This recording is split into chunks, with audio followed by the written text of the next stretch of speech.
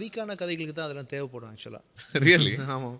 நம்ம கதை ஸ்ட்ராங்கான கதைகள் வந்து பார்த்தீங்கன்னா, நம்ம சாதாரணமாக நின்னாலுமே அது சுற்றி பெரிய ஒரு ரொம்ப மொமெண்டம். இன்ட்ரெஸ்டிங்கா இருக்கு அந்த பெர்ஸ்பெக்டிவ். கதை ஸ்ட்ராங்காக இருக்கும்போது, அதையும் தாண்டி சில கதைகள் வந்து இந்த லுக்கை டிமாண்ட் பண்ணி தான் ஆகும்.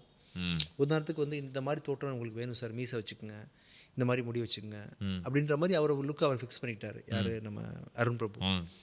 மார்கன் படத்தில் பார்த்தீங்கன்னா ஃபுல்லாக தீ கா கா எரிஞ்சிருச்சு சார்னு சொல்லி ஒரு லுக்கு ஃபிக்ஸ் ஆகுது. ம். சசி சார் படத்துக்கு ஒரு லுக்கு ஆட்டோமேட்டிக்காக ஒவ்வொன்று வருது. ம். சம்டைம்ஸ் வந்து நார்மலாகவும் ஒரு 4-5 இப்படி படங்கள். கேட்குறேன், ஒரு எக்ஸ்ட்ரீமாவே கேட்குறேன். இப்போ ஒரு சேது மாதிரி ஒரு படம் வரும்போதுல்ல, ம். ஆரம்பத்துல நல்லாவே இருக்கக்கூடிய ஒருத்தர், அதுக்கப்புறமா ஒரு மனநோய் வரும்பொழுது மொத்தமா மொட்டை அடிச்சுட்டு வேற ஒரு ஜோன்குள்ள போகுறாங்க. நல்ல கதை, ஸ்ட்ராங்கான கதை, பட் அதுக்கும் அது தேவைப்படுது. தேவைப்படுது. ஆமாம். இப்போ அந்த மாதிரி ஒரு ஸ்பேஸ் அப்படி பண்ணும்போது கண்டிப்பாக பண்ணி தான் ஆகணும். Okay. கதை டிமாண்ட் பண்ணுது. அண்ட் அதுக்கு நீங்க ஓப்பனா தான் ஆமாம், இருக்கீங்க. கதையில் மொட்டை அடிக்கிற சீன் இருக்குன்னா பண்ணி தானே ஆகணும். அந்த கதை அந்த அளவுக்கு நம்மளை இழுத்துருச்சு, பண்ணணும்னு தோணிடுச்சுன்னு சொன்னால் ஒரு படத்துக்கு நான் பண்ணுறேனே. அப்படியா?